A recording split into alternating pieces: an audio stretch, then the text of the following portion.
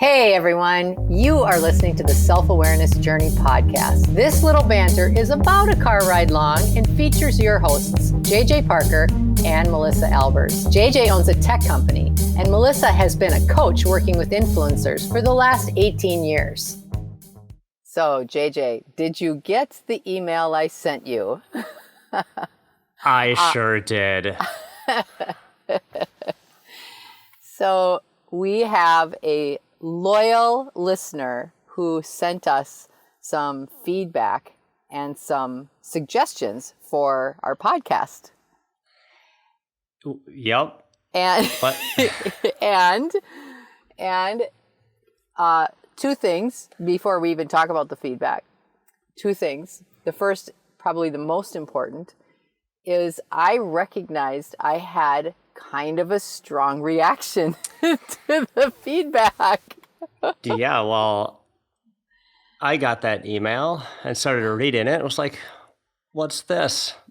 And then I started going through the well laid out bullet points.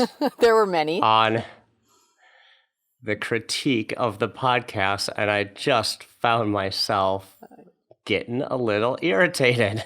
Yeah, and I actually felt I felt really hurt. My very first reaction was hurt. Like I felt exposed. I felt like, oh my gosh, wait, someone's really actually listening to us. Well, someone's listening, and and it's like they don't like it. You know, my reaction was like, oh, yeah. She's listened to all of them, and she doesn't like any of it. It's all terrible. Oh, by the way, we should also say at this part of the story that this is a person who knows us both and loves us both and always assumes goodwill. Absolutely. So, right? Absolutely. Yeah. So what's interesting about receiving feedback, right, is oftentimes our initial reaction is it's like you have a really strong physical reaction to it as you're reading it, as you're hearing it. Yeah. And even as you're maybe even waiting for it, right? Yes. Waiting for like what's going to be at the bottom. Like I'm only at the top 2 bullet points and I see there's a few. What's going to be at the bottom? It's so true. I had an immediate stomach ache. I got an immediate stomach ache when I started to read it. And then you read it, and then you just start like looping over it over and over. Read it again, and thinking about it, right? It becomes, you get amazingly obsessed with feedback, right? Yeah. Well, and what's interesting is, and again, this has nothing to do with the person or the feedback because it was amazing. And this person spent a lot of time and thoughtful energy with the feedback. So it has really nothing to do with that side of the house. It has everything to do with how I perceived it, how you perceived it, and the lens we were looking through and the emotions that we were having because of it. Yep. And to the point where one of the things that she had put in the bullet point is this would be a really interesting topic is dealing with critics. Yes. And here we are. Here we're doing the podcast just for her. And ourselves. Yep. Well, the other thing I thought was interesting is, of course, as soon as you sent that email over, like you called me 3 seconds later, right? Maybe three. And I remember like we were talking about it, and you're like, "Why are you so calm about this?" Right? I did. Right? Or no, I didn't say that. What I said is, I feel like you're taking this so much better than I am. That's what I said. Well, and I was just putting up a better front than you. Yes, you were. Yeah, okay. Well, yes, and you did respond that way, but I was like, wow, I don't know. What's interesting, so, I went to art school. Like in college, I went to art school, and we would have class once a week, like whatever it was, drawing class, design class, right? And every week it was like almost the same format. We'd meet for class, we'd get some lesson, and then maybe we would just sit there the rest of the time for maybe like 3 or 4 hours and draw, right? And then maybe we complete that piece of that work through the week. And then the next class, everyone would hang up their artwork on the wall, and we would one by one critique every single one of them. That's terrible. Yeah. That sounds terrible. So not only is your artwork just hanging out there for everyone to see, it's systematically in line for mass feedback, right? Yeah. So almost going first was more humane than waiting until the end. You know what I mean? Yes. I feel like that in a lot of times of my life.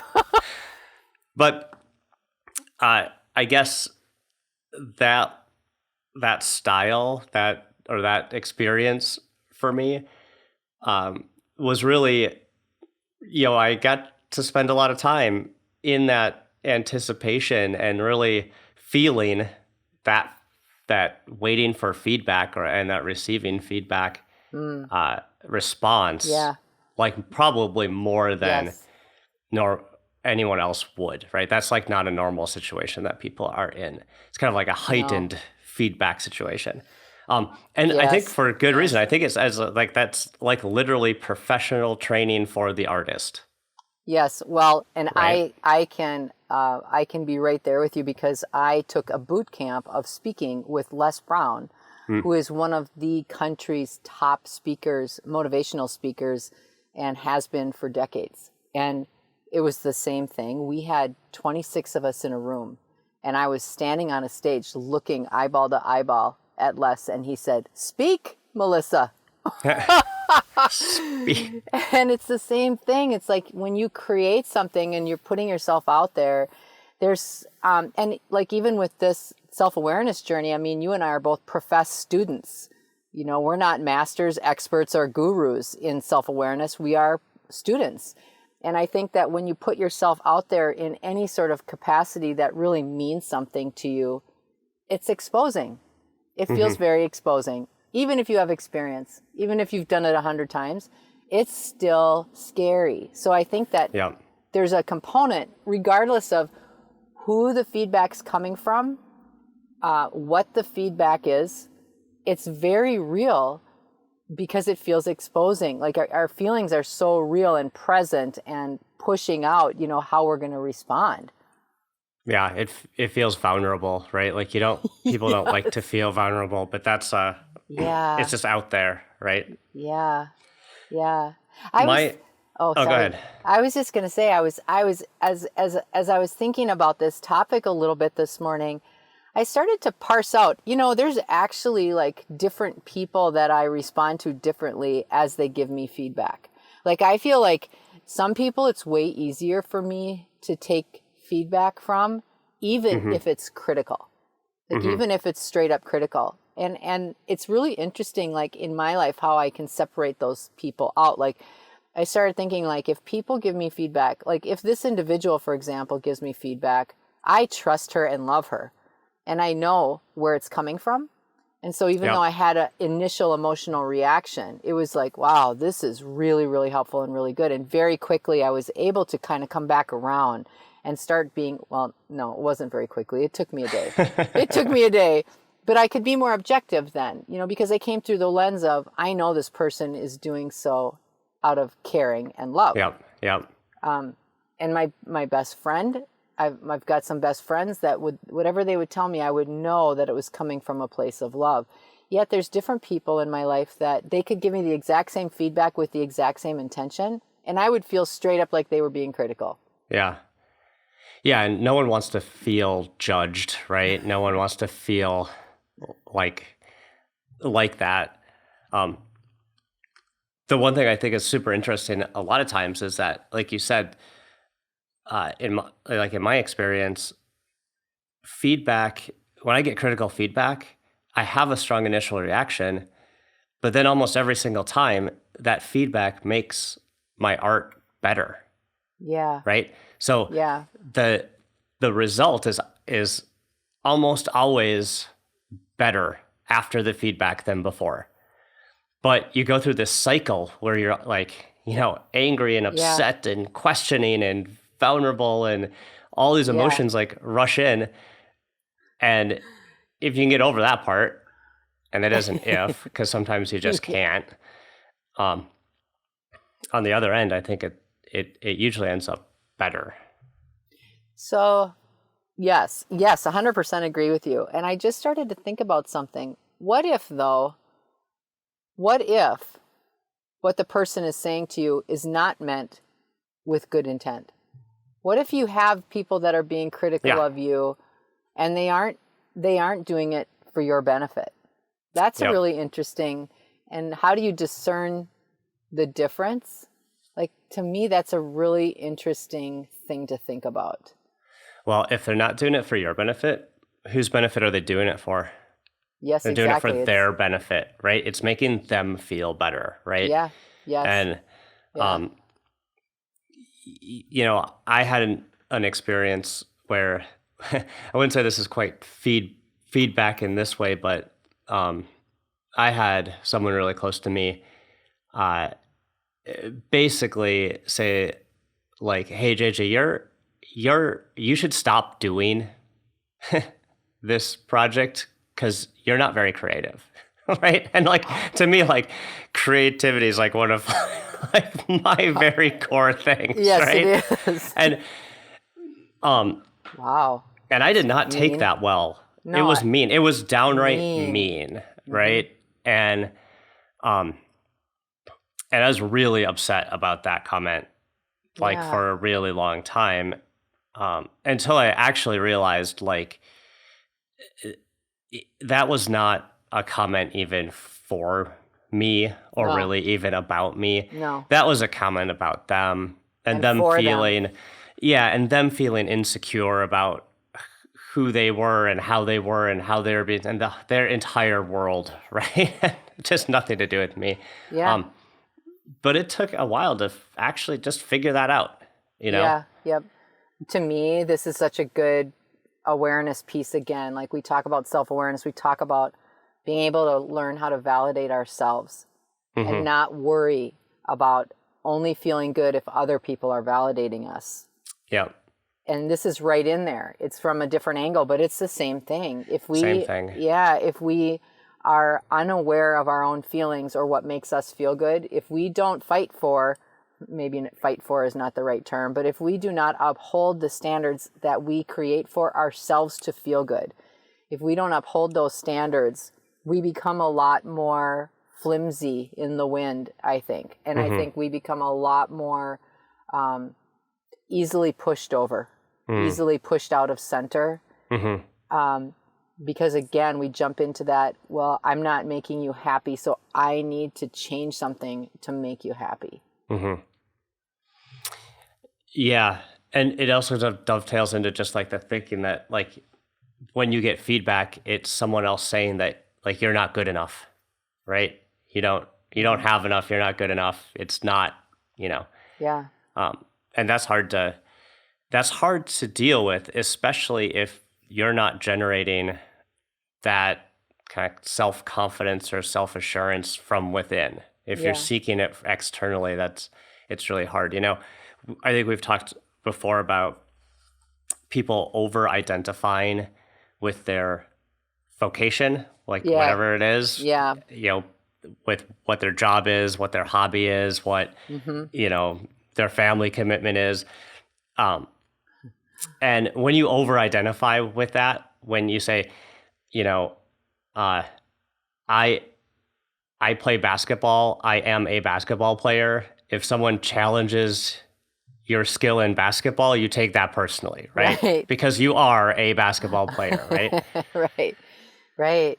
And we see that all the time I see it all the time where just people are just way too attached to that. And any feedback is feedback directly against them as a person. Yep.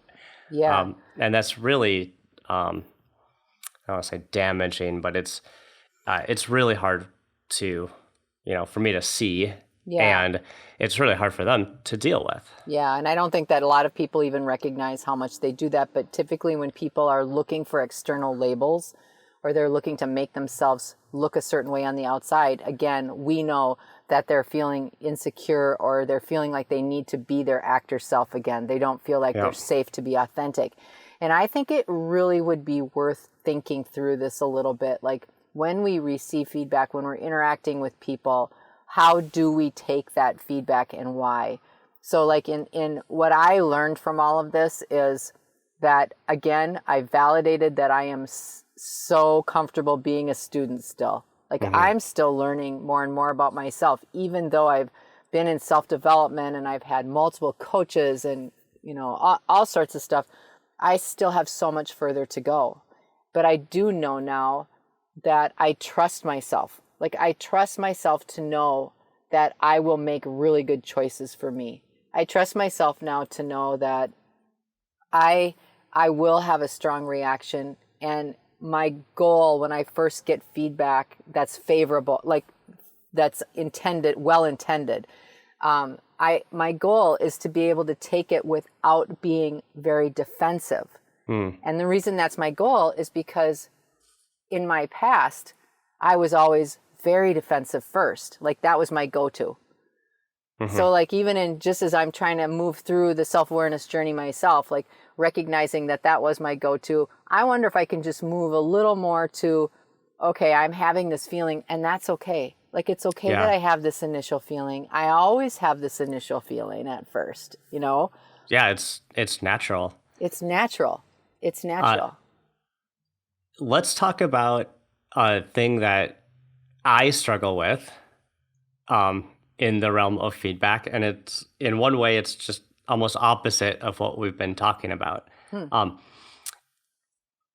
I struggle mostly with positive feedback. Yeah. Which is really weird, right? Like I would rather have someone say, you know, that work is crap, and here's why I think it's terrible, than have someone actually compliment my work. Isn't that weird? I don't know if that's weird, but no, I think actually maybe it's other very people, typical. maybe other people out there will, you know, like relate to that one. But if I get a compliment, I just like literally don't know what to do with it. I'm like, I had a colleague, and this is a really minor story, but I had a colleague, and when we were at work, I'd pass her in the hallway, and like every time I got a haircut, she'd be like, "Oh, JJ, nice haircut," and I'd be like, and I like look at my feet, and I just like scramble away, like, like I couldn't even take a like I don't even know if that was like feedback or compliment. That was more just like an observation. So, but when and I've even actually talked to you about this, like in the realm of this, like when my parents would give me positive feedback, I have such a hard time even just saying thank you and moving on. Like I don't, it's interesting. So not only can we have a strong reaction to what we might perceive as negative feedback, we can also have a strong reaction to positive feedback. Yeah. I think that I think that's really true. And I would say that in my experience, I've noticed that oftentimes when you see situations like this where it's hard for you to accept a compliment or accept positive feedback, it's usually around that realm of being very humble and feeling almost like a humility. And and just for the listeners, JJ's eyes are straight down right now. He's not looking at me. But it is, I think I had the very best coach who once said to the team that we were all working together, he said, when you receive a compliment, simply say, "Thank you for noticing." Thank you for noticing. But he was serious. Thank you for noticing. Well, that's exactly what my work colleague said. She actually pulled me aside one day and says, "Hey, JJ, when I give you a compliment, just say thank you." I was like, "Oh yeah, that's pretty easy." But But I do feel that a lot of times too, like self-esteem and self-awareness is very much tied to our ability to be in partnership with other people. And as we move through our levels of awareness and move through our self-esteem issues, taking our own inventories, what makes us feel good, what doesn't make us feel good. We're our own worst critic. And that level of critique that we do inside of us absolutely spills out. And then our ability to accept relations with other people on the outside, whether they be optimistic or not. Yeah. Well, inner critic is definitely an entire podcast on its own. Yes. That we will do shortly, I'm sure. Yeah. I just think as we sort of wrap this up, I think that, we did talk a lot about when people give us feedback and it's well-intentioned. We just touched a little bit on if people give us feedback and it is not well-intended, and how do you handle things like the either side of that. Yep. And to me, there's a continuum, right? Like if you're receiving feedback that is favorable, allow yourself that first responder actions, right? Like my first responder is going to be this. I'm going to act. I'm embarrassed. I'm shy. I feel, and recognize those feelings. Right behind those feelings, how do you want to be with the feedback? Yeah. That's, I think, the really important thing is how do you want to be with the feedback? And if you're receiving feedback from those that you don't respect, you don't have a relationship with, you are not in partnership with, and they give you feedback that is clearly meant to be critical and not helpful, I think, again, recognize you're going to have your first responder again, and it may feel the exact same as the positive side. Yet, through a moment of self-awareness and discernment, if you recognize, you know what, that's not for me. That's not for me. And that really isn't about me, and I'm okay letting that go. So just taking that moment to sort of discern after your initial response, taking that moment to discern, is this for me or not?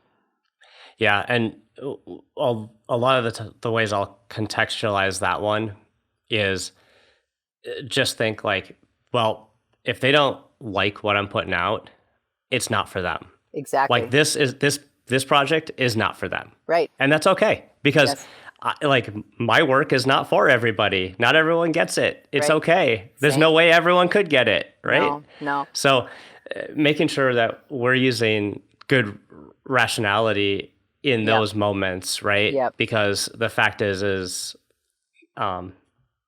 certain things resonate with certain people, and exactly. Yep. you're not going to please everybody. No, like they always say, you can't please everyone. You're not a pizza. We hope that you've enjoyed today's episode. Our mission is to help people become happier and more effective by gaining insight into their own thoughts and feelings. We'd love your support. First, share this podcast with anyone you think might enjoy it. Second, leave us a rating or review on your favorite podcast site. This helps others discover the podcast so we can reach more people. And third, sign up for our newsletter at theselfawarenessjourney.com. This will help us communicate better with you and build our community. Thank you so much for joining us in the Self-Awareness Journey. We'll see you next week.